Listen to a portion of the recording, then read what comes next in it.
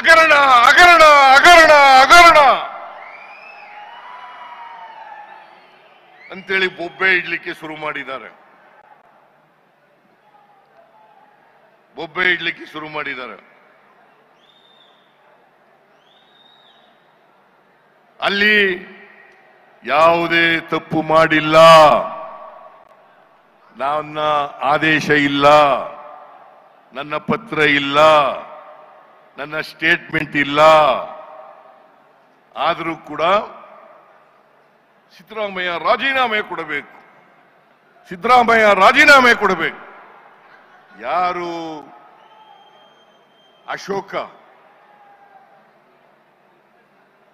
ಯಡಿಯೂರಪ್ಪ, ವಿಜಯೇಂದ್ರ, ಕುಮಾರಸ್ವಾಮಿ, ಇವ್ರು ಯಾವ ನೈತಿಕತೆ ಇದೆ?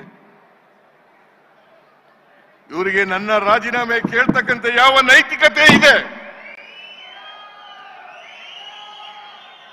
ಯಡಿಯೂರಪ್ಪನವರು ಅವ್ರಿಗೇನಾದ್ರು ಮಾನ ಮರ್ಯಾದೆ ಇದ್ದಿದ್ರೆ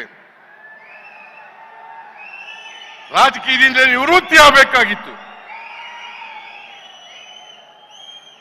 82 ವರ್ಷ ಅವರಿಗೆ, 82 ವರ್ಷ ಸೆಕ್ಸುವಲ್ ಹೆರಾಸ್ಮೆಂಟ್ ಮಾಡಿ ಪೋಕ್ಸೋ ಕೇಸ್ನಲ್ಲಿ ಸಿಕ್ಕಾಕೊಂಡು ಚಾರ್ಜ್ ಶೀಟ್ ಹಾಕಿದ್ದಾರೆ ಅವ್ರ ಮೇಲೆ. ಪೋಕ್ಸೋ ಕೇಸ್ನಲ್ಲಿ ಸಿಕ್ಕಾಕೊಂಡು ಚಾರ್ಜ್ ಶೀಟ್ ಹಾಕಿದ್ದಾರೆ. ಅವರು ನಮಗೆ ಬುದ್ಧಿವಾದ ಹೇಳೋದು ರಾಜೀನಾಮೆ ಕೊಡಿ, ರಾಜೀನಾಮೆ ಕೊಡಿ, ರಾಜೀನಾಮೆ ಕೊಡಿ. 10ನೇ ತಾರೀಕಿನೊಳಗಡೆ ರಾಜೀನಾಮೆ ಕೊಟ್ಬಿಡಬೇಕು. What moral right he has? Mister ಯಡಿಯೂರಪ್ಪನವರೇ, ನೀವು ಒಂದ ಎರಡ ಹಗರಣಗಳನ್ನು ಮಾಡಿರೋದು ನೀವು ಅಧಿಕಾರದಲ್ಲಿದ್ದಾಗ. ಸುಮಾರು 18-20 ಹಗರಣಗಳಲ್ಲಿ ಸ್ವತಃ ಯಡಿಯೂರಪ್ಪನವರೇ ಪಾಲ್ದಾರರಲ್ಲಿ ಸಿಕ್ಕಾಕೊಂಡಿದ್ದಾರೆ. 18-20 ಹಗರಣಗಳಲ್ಲಿ ಸಿಕ್ಕಾಕೊಂಡಿದ್ದಾರೆ. ವಿಜಯೇಂದ್ರ ಅನೇಕ ಹಗರಣಗಳಲ್ಲಿ ಸಿಕ್ಕಾಕೊಂಡಿದ್ದಾರೆ. ಈಗೆಲ್ಲ ನೀವು ನೋಡಿದ್ರಿ ಯತ್ನಾಳ್ ಅವರ ಸ್ಟೇಟ್ಮೆಂಟ್ ಅನ್ನು. ಯಾರು ಹೇಳಿರೋದು? ಯಾರು ಹೇಳಿರೋದು? ಯಾವ ಪಾರ್ಟಿಯವರು? ಅವರು ಬಿಜೆಪಿ ಪಾರ್ಟಿಯವರು.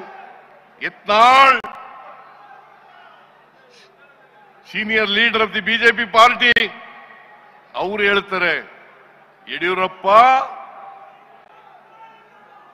ಸಾವಿರಾರು ಕೋಟಿ ರೂಪಾಯಿಗಳನ್ನ, ವಿಜಯೇಂದ್ರ ಸಾವಿರಾರು ಕೋಟಿ ರೂಪಾಯಿಗಳನ್ನ ಒಡೆದಿದ್ದಾರೆ ಅಂತೇಳಿ.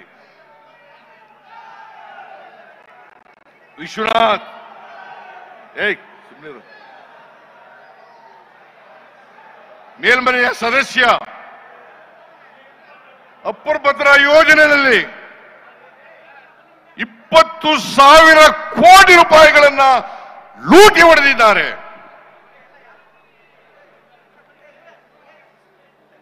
ಕುಮಾರಸ್ವಾಮಿ, ನಿಮ್ಗೆ ಯಾವ ನೈತಿಕತೆ ಇದೆಯಲ್ರಿ?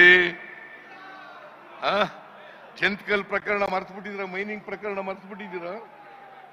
ಈ ರಾಜ್ಯದ ಜನ ಮರೀಲಿಕ್ಕೆ ಸಾಧ್ಯ ಇಲ್ಲ. ಜಂತ್ಕಲ್ ಪ್ರಕರಣ ಸುಮಾರು 22 ಕಂಪನಿಗಳಿಗೆ ರಿನಿವಲ್ ಮಾಡಿಕೊಟ್ಟಿದ್ದೀರಿ. ನಾಚಿಕೆ ಆಗಲ್ಲ ನಿಮಗೆ? ಮಾನ ಮರ್ಯಾದೆ ಏನಾದ್ರು ಇದೆಯಾ ನಿಮಗೆ? ನನ್ನ ರಾಜೀನಾಮೆ ಕೇಳಲಿಕ್ಕೆ, ನನ್ನ ರಾಜೀನಾಮೆ ಕೊಡಲಿಕ್ಕೆ, ಕೇಳಲಿಕ್ಕೆ ನಿಮ್ಗೆ ಯಾವ ನೈತಿಕ ಹಕ್ಕಿದೆ? ಇದೇ ಕುಮಾರಸ್ವಾಮಿ, ದೇವೇಗೌಡರು, ಧರ್ಮಸಿಂಗ್ ಅವರಿಗೆ ಕೊಟ್ಟಿದ್ದಂತ ಮಾತನ್ನ ಮುರಿದು ತಾವೇ ಅಧಿಕಾರಕ್ಕೆ ಬರ್ತಕ್ಕಂಥ ಕೋಮುವಾದಿಗಳ ಜೊತೆ ಸೇರ್ಕೊಂಡು ಅಧಿಕಾರಕ್ಕೆ ಬರ್ತಕ್ಕಂಥ ಪ್ರಯತ್ನವನ್ನು ಮಾಡಿದ್ರು. ಅಧಿಕಾರವನ್ನು ಮಾಡಿದ್ರು. 20 ತಿಂಗಳು ಹಂಚಿಕೊಂಡು ಅಧಿಕಾರ ಮಾಡಿದ್ರು. ದೇವೇಗೌಡರು ಮತ್ತು ಕುಮಾರಸ್ವಾಮಿ ಅವರು ಯಾವತ್ತೂ ಕೂಡ ಕೊಟ್ಟ ಮಾತಿನಂತೆ ನಡ್ಕೊಳ್ತಕ್ಕಂಥ ವ್ಯಕ್ತಿಗಳಲ್ಲ. ಸೇಡಿನ ರಾಜಕೀಯವನ್ನು ಮಾಡೋದರಲ್ಲಿ, ದ್ವೇಷದ ರಾಜಕಾರಣವನ್ನು ಮಾಡೋದರಲ್ಲಿ, ಬೇರೆಯವರು ಅಧಿಕಾರದಲ್ಲಿ ಇರ್ತಕ್ಕಂಥದನ್ನ ಸಹಿಸಲಿಕ್ಕೆ ಸಾಧ್ಯ ಆಗದೆ ಇರ್ತಕ್ಕಂಥ ಮನಸ್ಥಿತಿ ಇರ್ತಕ್ಕಂಥವರು ದೇವೇಗೌಡರು ಮತ್ತು ಅವರ ಕುಟುಂಬ ಅಂತಕ್ಕಂಥದನ್ನ ಇವತ್ತು ಅನಿವಾರ್ಯವಾಗಿ ಹೇಳಲೇಬೇಕು ಅಂತಕ್ಕಂಥ ಮಾತುಗಳನ್ನ ತಮಗೆ ತಿಳಿಸಲಿಕ್ಕೆ ಬಯಸ್ತಾ ಇದ್ದೇನೆ. ನೀವೆಲ್ಲ ನೋಡಿದ್ರಿ ಟಿವಿನಲ್ಲಿ ಬಿಜೆಪಿಯವರು ಜೆಡಿಎಸ್ನವರು ಹೇಗೆ ಒಬ್ರಿಗೊಬ್ರು ಬೈದಾಡ್ಕೊಂಡಿದ್ರು. ದೇವೇಗೌಡರು ಹೇಳ್ತಾ ಇದ್ರು ಅಧಿಕಾರದಲ್ಲಿದ್ದ ಅವರು ಬಿಜೆಪಿಯವರ ಜೊತೆ ಸೇರ್ಕೊಳ್ಳೋದಕ್ಕಿಂತ ಮುಂಚಿತವಾಗಿ ನರೇಂದ್ರ ಮೋದಿ ಅವರು ಪ್ರಧಾನಮಂತ್ರಿ ಆದರೆ ನಾನು ಈ ದೇಶದಲ್ಲಿ ಇರೋದಿಲ್ಲ ಅಂತ ಹೇಳಿದ್ರು. ಈ ದೇಶದಲ್ಲಿ ಇರೋದಿಲ್ಲ ಅಂತ ಹೇಳಿದ್ರು. ಕುಮಾರಸ್ವಾಮಿ ಅವರು ಮುಖ್ಯಮಂತ್ರಿ ಆದಾಗ 2006ನೇ ಇಸ್ವಿನಲ್ಲಿ ಏನಾದರೂ ಬಿಜೆಪಿಯವ್ರ ಜೊತೆ ಕುಮಾರಸ್ವಾಮಿ ಸೇರ್ಕೊಂಡು ಸರ್ಕಾರ ಮಾಡಿದ್ರೆ ನನ್ನ ಎಣದ ಮೇಲೆ ಮಾಡಬೇಕು ಅಂತ ಹೇಳಿದ್ರು. ಎಣದ ಮೇಲೆ ಮಾಡಬೇಕು ಅಂತ ಹೇಳಿದ್ರು. ಈಗ ಕೋಮುವಾದಿಗಳ ಜೊತೆ ಸೇರ್ಕೊಂಡು ಷಡ್ಯಂತ್ರವನ್ನು ಮಾಡಿ ಕೇಂದ್ರ ಸರ್ಕಾರ ಜೊತೆ ಶಾಮೀಲಾಗಿ ಕರ್ನಾಟಕದ ಬಿಜೆಪಿ ಜೊತೆ ಸೇರ್ಕೊಂಡು ನಮ್ಮ ಸರ್ಕಾರವನ್ನ ದುರ್ಬಲಗೊಳಿಸತಕ್ಕಂತ ದುಷ್ಟ ಪ್ರಯತ್ನವನ್ನ ಮಾಡ್ತಾ ಇದ್ದಾರೆ. ದುಷ್ಟ ಪ್ರಯತ್ನವನ್ನು ಮಾಡ್ತಾ ಇದ್ದಾರೆ. ನಾನು ನಿಮಗೆ ತಿಳಿಸಲಿಕ್ಕೆ ಬಯಸ್ತಾ ಇದ್ದೇನೆ, ಗೊತ್ತಿದೆ ನಿಮ್ಗೆಲ್ಲರಿಗೂ ಕೂಡ. ಈ ಸಾರಿ ವಿಧಾನಸಭೆ ಕರೆದಾಗ ಸುಳ್ಳು ಆರೋಪಗಳನ್ನು ಮಾಡಿ ಮಹರ್ಷಿ ವಾಲ್ಮೀಕಿ ಅಭಿವೃದ್ಧಿ ನಿಗಮದಲ್ಲಿ ಭ್ರಷ್ಟಾಚಾರ ಆಗಿದೆ. ನಾನು ಭ್ರಷ್ಟಾಚಾರ ಆಗಿಲ್ಲ ಅಂತ ಹೇಳಲೇ ಇಲ್ಲ. ಭ್ರಷ್ಟಾಚಾರ ಆಗಿದೆ.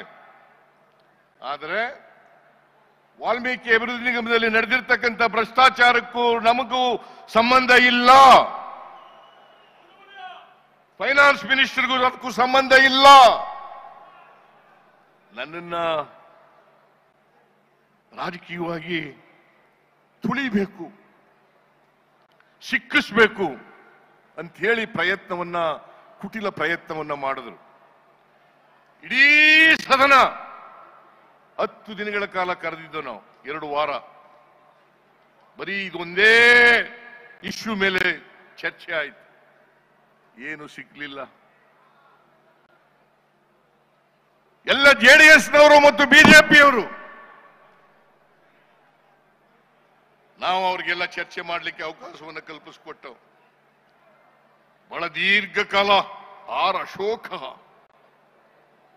Ashoka leader of the opposition 2 ದಿನ ಮಾತಾಡಿದ್ರು.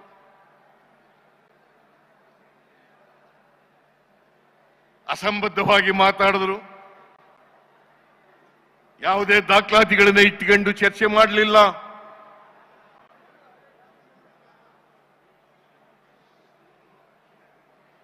ಇವತ್ತು ಏನಾದ್ರೂ ನಾನು ಕೂಡಲೇ